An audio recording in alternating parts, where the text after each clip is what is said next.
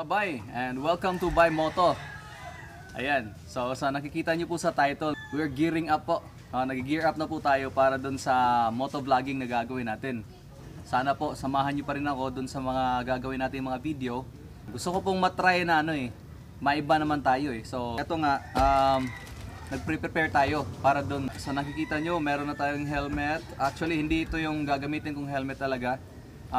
Na-rent kasi yung yung isa kong motor, tapos gusto niya yung full face talagang helmet. So, yun munang binigay ko. Pinapahiram ko na lang po. So, eto, backup lang to. Okay, may backup tayong helmet. Yan. Bay Moto yan. Syempre, di ba? So, di na lang muna natin papakita yung brand kasi halata naman eh.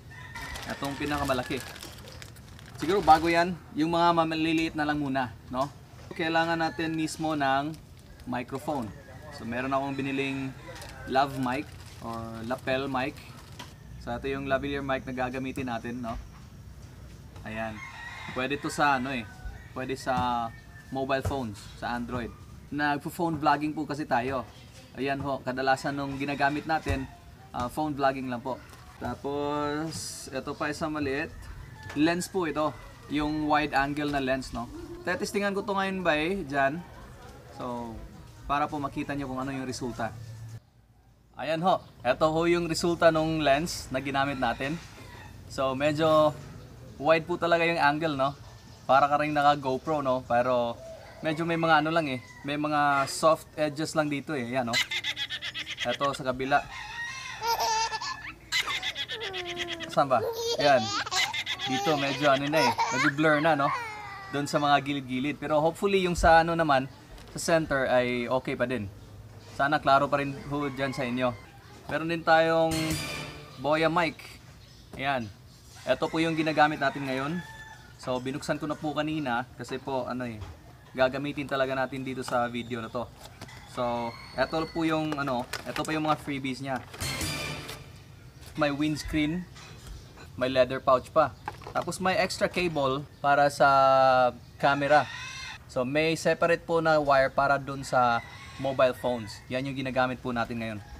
Ayan o. Ayan, yan. Mas klaro. So ganyan po yung setup natin.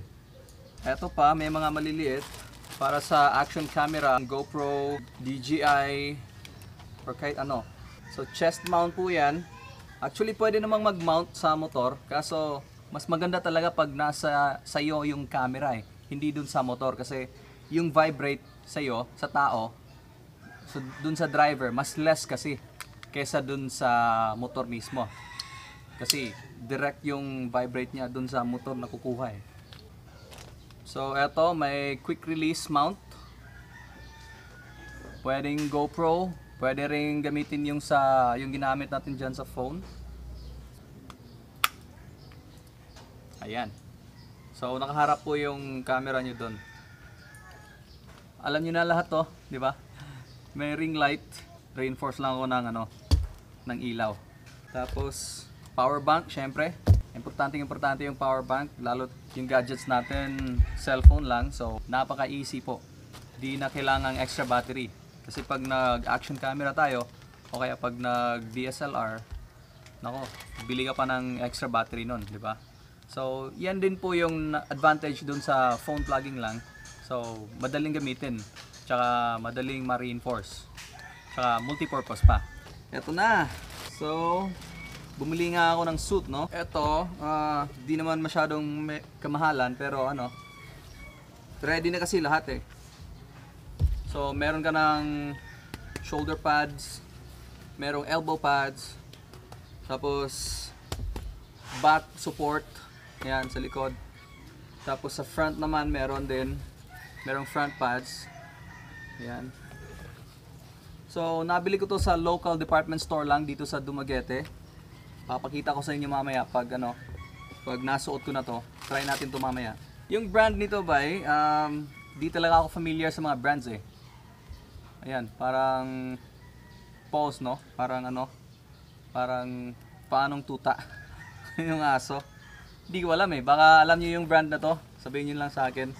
So this is actually less than 1,000 lang po yung bili ko nito. Tapos, eto pa, no? Eto, exciting to. This is by LS2. Ito po yung knee pads. Ganito. Ayan po, oh. So, nafo-fold eh.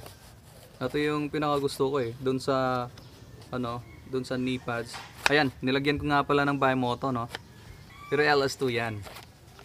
Baka naman, no? LS2. Pag nakita nyo to. Baka naman. De, joke lang.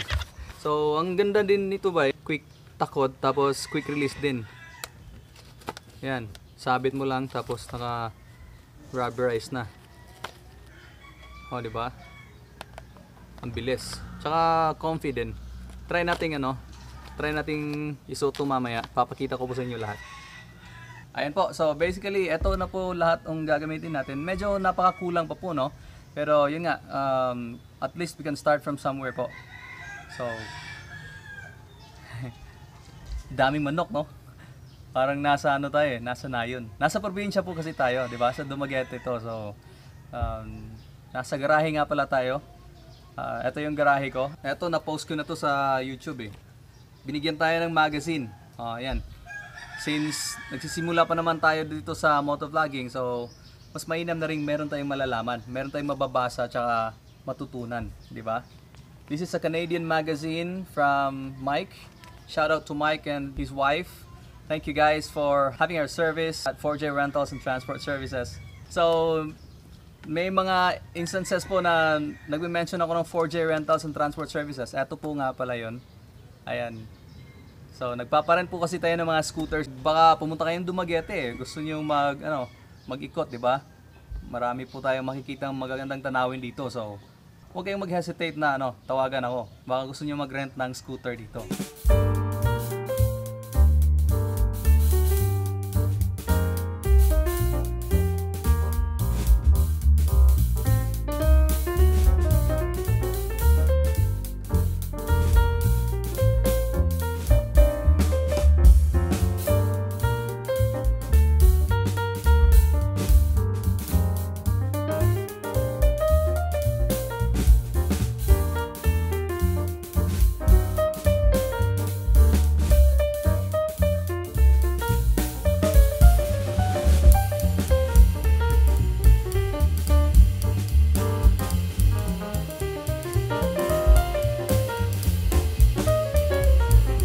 Pala yung backbone natin, no? Ito yung pinaka-backbone natin. Pinagkakaabalahan natin habang wala tayong ginagawang vlog. So yan, nasa grahe ko po tayo ngayon. Maliban po sa pagre-review ng mga motor ni Rusi, nagpaparent din po tayo ng mga motorsiklo. Ayan, so ito lang po yung available ngayon ba kasi yung iba na-rent pa eh, hindi pa sinole. Yung iba ni-rent ng monthly, meron ding ni-rent ng weekly. Tapos may daily at saka hourly pa. Yan po. So, wag niyo pong kalimutan. Baka pag may chance kayong nakapuntang Dumaguete, gusto niyo mamasyal dito, tapos kailangan niyo ng motor, di ba? Gusto niyo ng mutmot, gusto niyo maglibot dito sa Dumaguete, wag niyo po akong kalimutang tawagan o kaya i-communicate para gusto niyo mag-rent ng motor, ready po tayo diyan.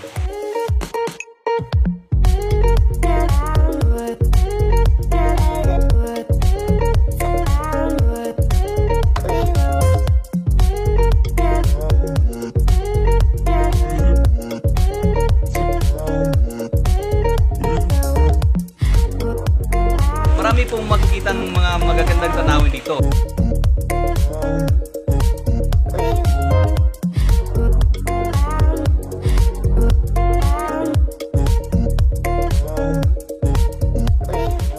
Mga bay, gusto ko pong batiin sina Heartar Adventure, Fred Vidal ng Taiwan, Data X Second ng Cebu City, at si Jerome yung nagde-dislike sa atin. Nasa South Korea ka pala ha. Pati si Mark TV, si Mark Canelio ng Cebu. Pati kay Reggie Ray dyan sa Saudi, sa Riyadh. Gusto na niya raw palitan yung sniper niya.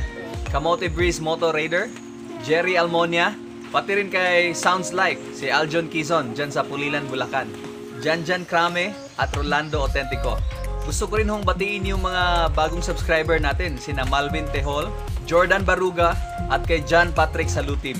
Gusto ipa-review daw yung surf. Si Malvin Olvina naman, sabi niya, maraming salamat, bay. Aantayin ko yung kanta mo. Pati si James Soria, sabi, abangan ko yung kanta mo, bay. Ayan, napasubo ulit tayo, no?